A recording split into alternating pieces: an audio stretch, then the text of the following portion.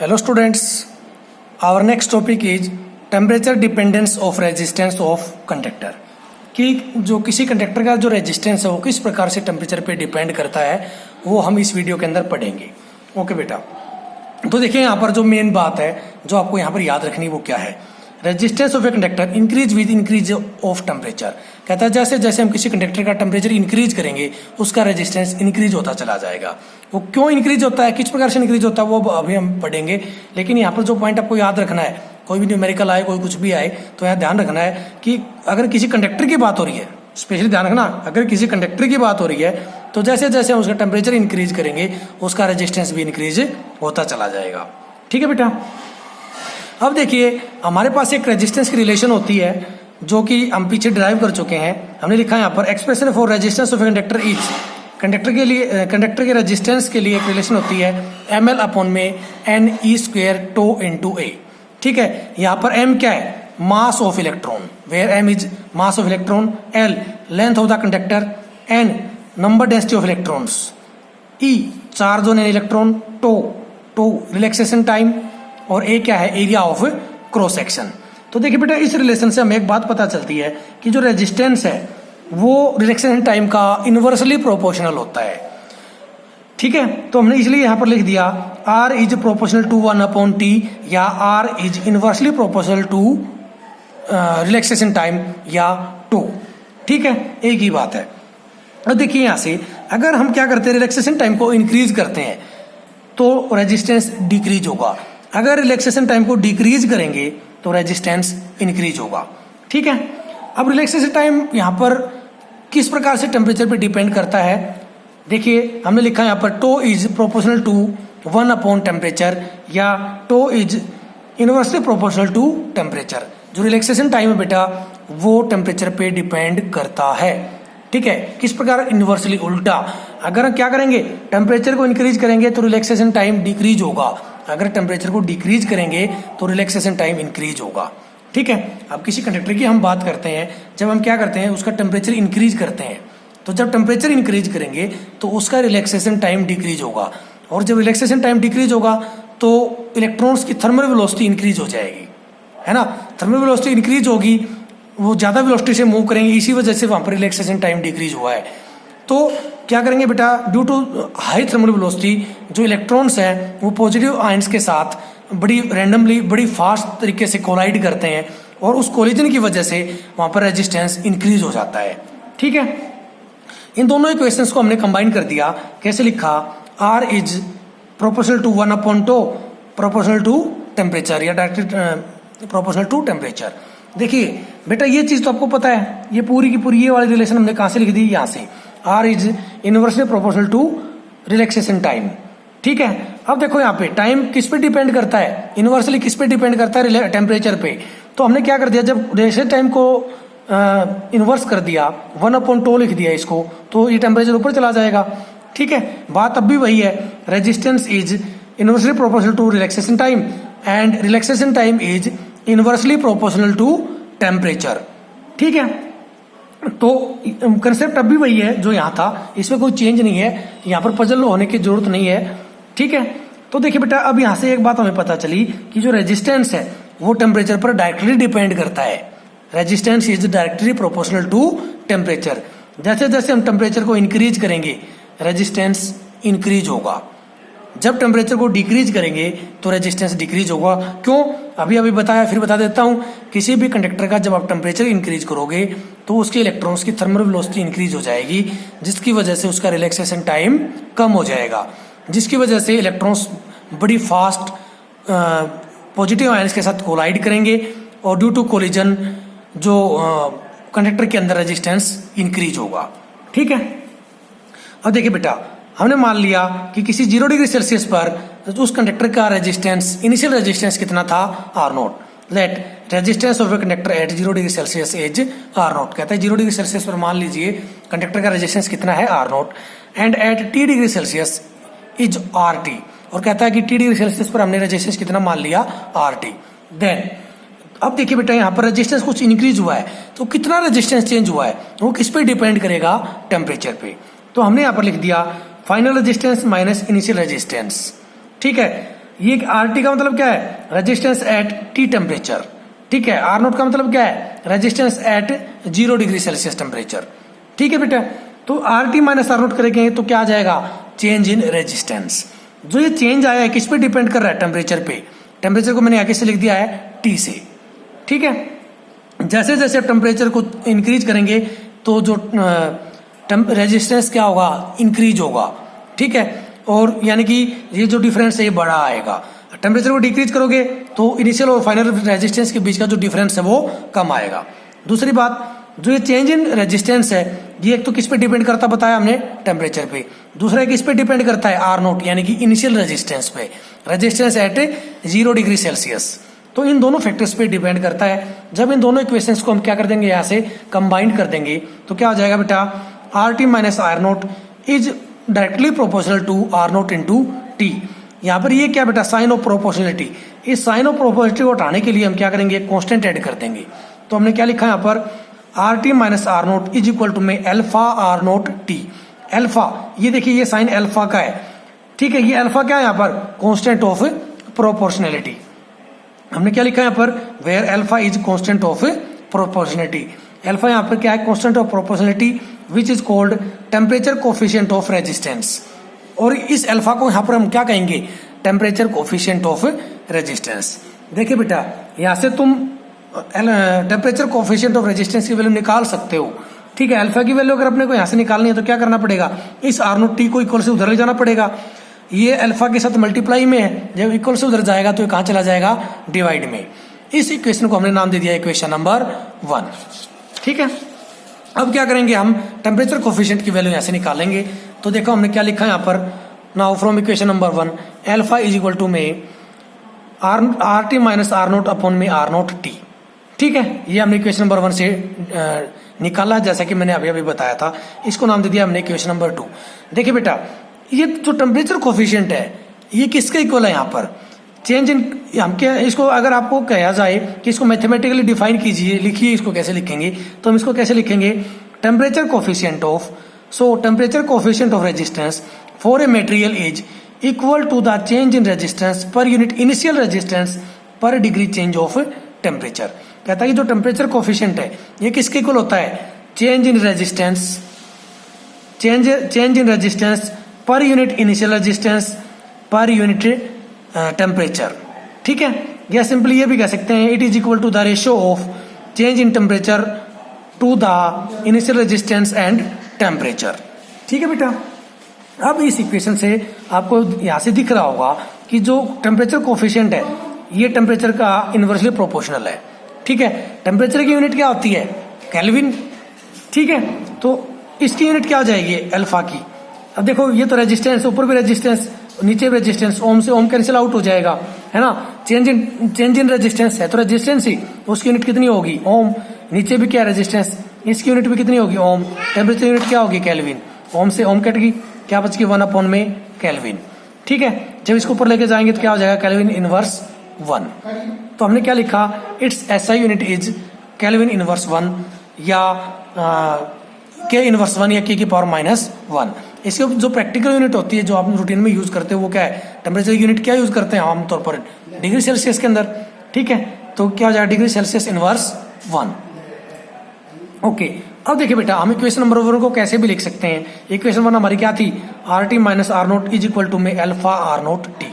अब इस R note को अगर मैं क्या कहूँ, इक्वल के साइन से उधर ले जाऊं तो इधर किस चीज का, ये माइनस का, उधर जाएगा तो किसका हो जाएगा, ये प्लस का। तो क्या लिख सकता हूँ मैं इसको, RT इज इक्वल टू में R note plus alpha R note T। अब यहाँ पर भी R नोट है, यहाँ पर भी R नोट है। इस R नोट को अगर मैं क्या कर लूँ, कॉमन निकाल लूँ तो यहाँ से क्या बचेगा, RT इज इक्वल टू में R नोट इंटू में 1 प्लस अल्फा T, ठीक है। This equation gives us the variation of resistance of conductor with temperature.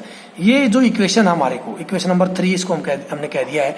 जो इक्वेशन नंबर 3 है ये हमें क्या बताता है कि किस प्रकार से किसी कंडक्टर का रेजिस्टेंस टेम्परेचर के साथ वेरी करता है, यानी कि दैट इज चेंज होता है। ये इक्वेशन हमें बताती है कि किसी कंडक्टर का जो रेजिस्टेंस है वो किस प्रकार टेम्परेचर के साथ चेंज होता है, ठीक है। ये तो बात हुई किसकी, रेजिस्टेंस की। अगर इसी कंसेप्ट को हम रेजिस्टिविटी पे भी लगा सकते हैं, हमने लिखा है इधर सिमिलर टू इट, बिल्कुल सेम इसी प्रकार the resistivity of conductor increase with increase in temperature. कहता है कि कंडक्टर की जो रेजिस्टिविटी है वो भी टेम्परेचर के इंक्रीज होने से इंक्रीज होगी, यानी कि रेजिस्टिविटी भी डायरेक्टली किस पे डिपेंड करेगी, टेम्परेचर पे। जैसे जैसे टेम्परेचर इंक्रीज करोगे रेजिस्टिविटी भी इंक्रीज होगी, जैसे जैसे टेम्परेचर भी को डिक्रीज करोगे तो रेजिस्टिविटी भी डिक्रीज करेगी। क्यों? रेजिस्टिविटी तो उसकी प्रॉपर्टी है जिसकी वजह से वो कंडक्टर क्या करता है, रेजिस्टेंस ऑफर करता है, रेजिस्टेंस क्रिएट करता है। ठीक है, तो जब हम सेम पैटर्न पे आएंगे तो रेजिस्टिविटी की रिलेशन क्या हो जाएगी, जैसे अभी अभी हमने रेजिस्टेंस निकाली थी, rho t is equal to में रो नोट इंटू में 1 प्लस एल्फा टी। ठीक है, अगर यहाँ पर साइन में कोई डिफरेंस आ रहा हो तो मैं यहाँ पर हर जगह मैंने इसको बोला है, साथ साथ आप इसको नोट कर सकते हो। ठीक है, तो क्या हो गया, rho t is equal to में रो नोट इंटू में 1 plus alpha t. If average value of alpha is given over the temperature range T1 degree Celsius to T2 degree Celsius, then resistance at R1 at T degree Celsius and R2 at T degree Celsius can be related as. अगर कहता है कि मान लीजिए बेटा किसी एक particular temperature range के ऊपर, यानी कि इनिशियल टेम्परेचर क्या है मान लिया, पहले तो क्या मानते थे 0 डिग्री सेल्सियस और T डिग्री सेल्सियस। अगर मैं इनिशियल रेजिस्टेंस अब T डिग्री सेल्सियस मान लूं और फाइनल क्या मान लूं, T2 डिग्री सेल्सियस, तो जो रेजिस्टेंस है वो मान लिया T1 डिग्री सेल्सियस पर कितना होगा, R1, और T2 पर कितना होगा, R2।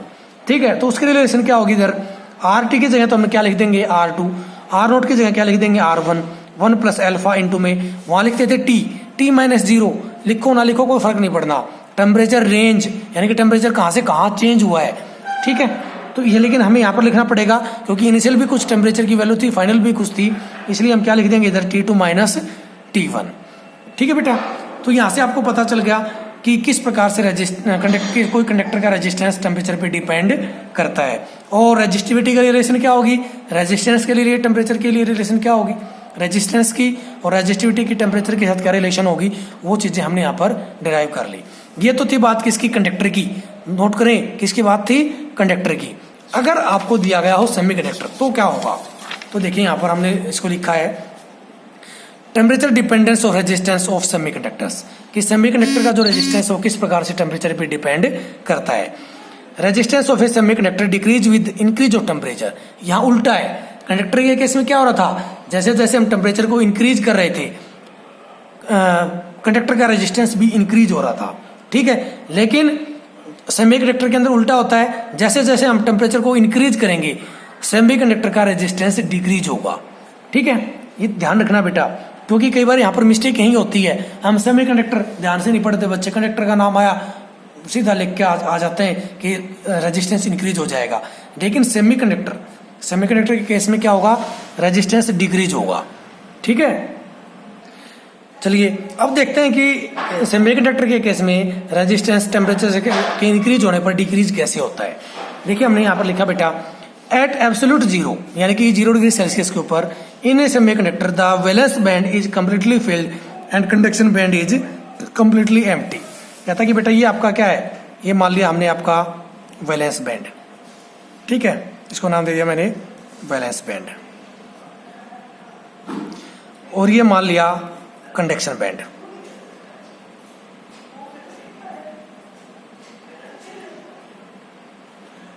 ठीक है, कंडक्शन है, पूरा इधर लिखा नहीं गया इसलिए मैंने इसको CONDUCT लिख दिया है, वो आप लिख लीजिएगा।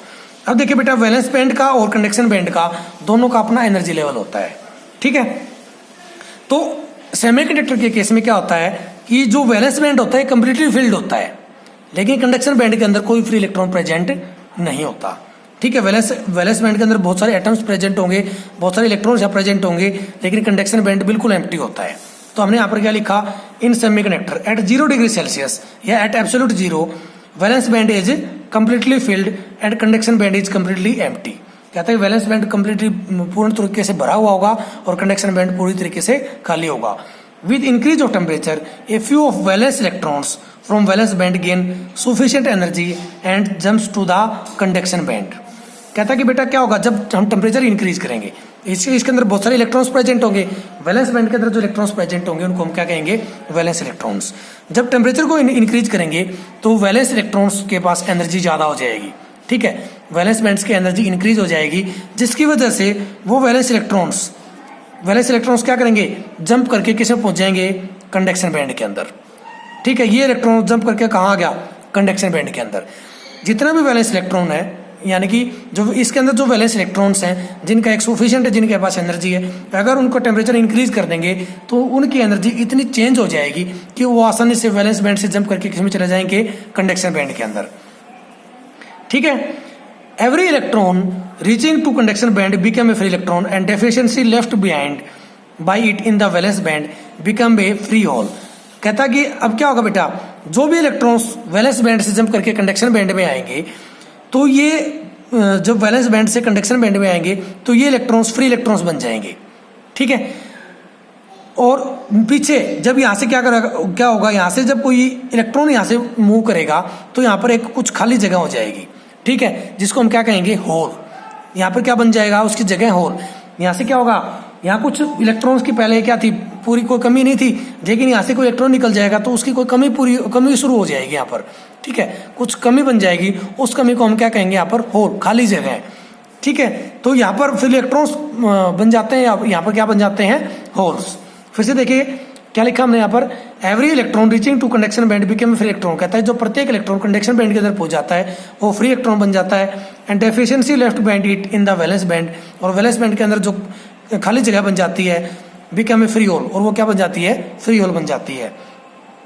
सो in semiconductors with increase of temperature the number density of current carriers increases.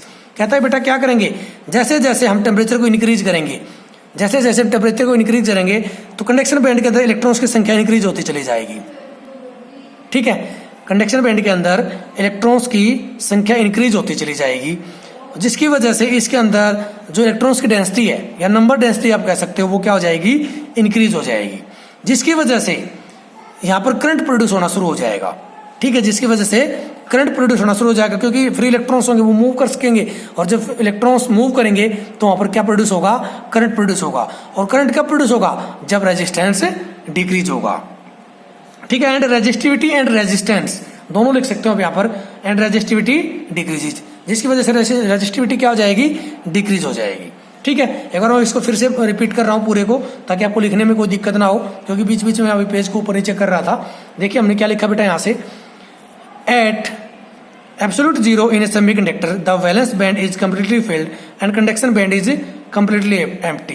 कहता है कि 0 डिग्री सेल्सियस के ऊपर या एब्सोल्यूट जीरो टेम्परेचर के ऊपर वैलेंस बैंड पूरी तरीके से भरा होता है सेमीकंडक्टर के अंदर, और कंडक्शन बैंड पूरी तरीके से खाली होता है।